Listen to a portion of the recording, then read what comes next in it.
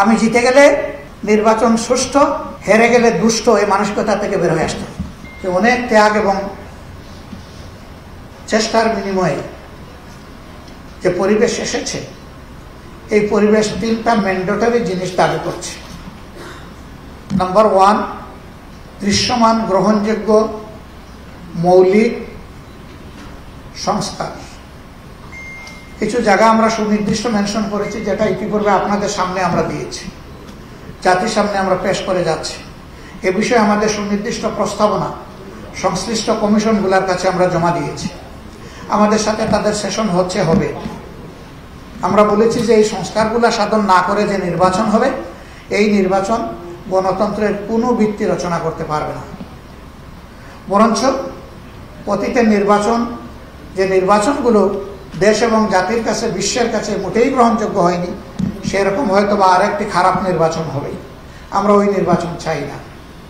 হাজার প্রাণের বিনিময়ে, হাজার হাজার মানুষের পঙ্গুত্বের বিনিময়ে, আহত হওয়ার বিনিময়ে, রক্তের বিনিময়ে যে পরিবর্তন এসেছে, সেই পরিবর্তনে অবশ্যই সংস্কার সাধন করতে হবে। এই সংস্কার কারা করবে? সংস্কারের প্রধান অংশীজন হচ্ছে রাজনৈতিক দলগুলো। রাজনৈতিক দলগুলো যত তাড়াতাড়ি এবং যত আন্তরিকভাবে সংস্কারের সহযোগিতা করবে, তত তাড়াতাড়ি নির্বাচনের পরিবেশ তৈরি হবে। এই সংস্কারে যদি সহযোগিতার ঘাটতি থাকে কিংবা সংস্কার যদি না হয়, তাহলে দেশের মানুষের যে আকাঙ্ক্ষা, যে প্রত্যাশা, যে দাবি, যে সংস্কারের মধ্য দিয়ে নির্বাচনের সুষ্ঠু পরিবেশ তৈরি করা হোক, সে দাবি পূরণ না হওয়ার কারণে নির্বাচন অনিশ্চিত হয়ে পড়বে এবং তার দায় রাজনৈতিক দলগুলোকে নিতে হবে। এই জন্য রাজনৈতিক দলগুলোকে বাস্তবতার জায়গায় এসে অবশ্যই জনপ্রত্যাশা পূরণে, সুষ্ঠু নির্বাচনের স্বার্থে এখানে সংস্কারে সহযোগিতা করতে হবে। 2 নম্বর দাবি যেটা পূরণ করা উচিত, এটি হচ্ছে যারা নিহত এবং আহত হয়েছে, এই খুনের দায় যাদের, তাদেরকে বিচারের আওতায় এনে দৃশ্যমান বিচার এই জাতিকে দেখাতে হবে, যাতে জাতির আস্থা ফিরে আসে যে খুনিদের বিচার হবে, অপরাধীদের বিচার আমরা পাব। শহীদ পরিবারগুলো যাতে মিনিমাম কনসোলেশন পায়, তাদের আত্মা যাতে প্রশান্তি পায় যে হ্যাঁ, আপনজন ফিরে আসবে না, কিন্তু এদেশে ন্যায় বিচার প্রতিষ্ঠিত হবে। আমরা সেই ন্যায় বিচারটি দেখতে চাচ্ছি এবং এটিও দৃশ্যমান দেখতে চাচ্ছি। এটি হচ্ছে যে রাজনৈতিক দলগুলোকে পরস্পরকে সম্মান করার পরিবেশ সৃষ্টি করতে হবে।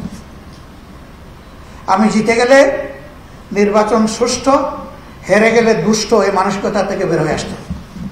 তবে হ্যাঁ, সেই নির্বাচনটা এমন হতে হবে যে সেই নির্বাচন নিয়ে যাতে সহজে কেউ প্রশ্ন তুলতে না পারে। এই দুইটাই নিশ্চিত করা লাগবে। এই জন্য এখানে অনেক ডায়ালগের প্রয়োজন, অনেক এঙ্গেজমেন্টের প্রয়োজন।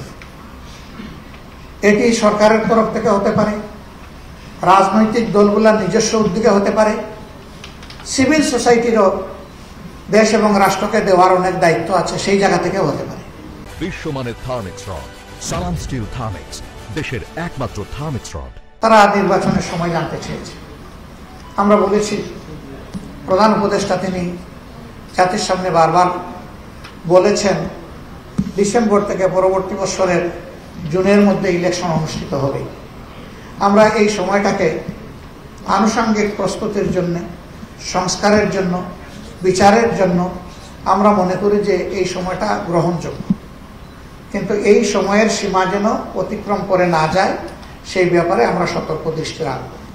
গতকাল আমরা মার্কিন যুক্তরাষ্ট্রের একজন ডেপুটি অ্যাসিস্ট্যান্ট সেক্রেটারির সাথে আমরা সাক্ষাৎ করেছি। বের হওয়ার পরে আপনারা সাংবাদিক বন্ধুরা এ ব্যাপারে প্রশ্ন করেছিলেন। আমি বলেছি যে এই নির্বাচন হতে পারে রোজা শুরু হওয়ার আগে, আগামী ফেব্রুয়ারিতে। আমি আবারও বলছি, এটা তখনই হতে পারে যখন এই শর্তগুলো পূরণ হবে। এই শর্ত পূরণ ছাড়া কিন্তু ওই মার্চ ফেব্রুয়ারি কোনো কিছুই ঠিক থাকবে কিনা আল্লাহই ভালো জানে। এই জন্য আমরা সিনসিয়ারলি যারা চাচ্ছি দেশে জনগণের গণতন্ত্র ফিরে আসুক, তাদের সকলকে আন্তরিক সহযোগিতা এগিয়ে আসতে হবে। আমরা প্রস্তুত, সকল ধরনের সহযোগিতার জন্য আমাদের দল প্রস্তুত। আমরা আমাদের বন্ধু সংগঠন সবাইকে আহ্বান জানাবো, আসুন সবাই আমরা এগিয়ে যাই। আমাদের কর্মকাণ্ডই প্রমাণ করবে যে আমরা কতটা আন্তরিক এই বিষয়ে। জনগণ তখন দেখতে পারবে, বাস বিবেচনা করবে। আর জনগণের ইচ্ছার উপর আমরা বিষয়টাকে ছেড়ে দিই, আগামী নির্বাচনে কাকে তারা সিলেক্ট করবে। Let be people to decide the matter, not we people. আমরা এটা বলবো না যে আমাকেই ক্ষমতায় যেতে হবে। আমরা বলবো জনগণের ইচ্ছার আলোকে জনগণ যাদের উপর আস্থা রাখবে তারা দেশ শাসন করবে, বাকিরা বিরোধী দলে বসবে এবং তারা সরকারি দলকে ন্যায়সঙ্গত কাজে সহযোগিতা করবে, অন্যায় এবং জনগণের ক্ষতি হয় এমন সকল কাজে প্রতিবাদ করবে, প্রয়োজনে প্রতিরোধ গড়ে তুলবে।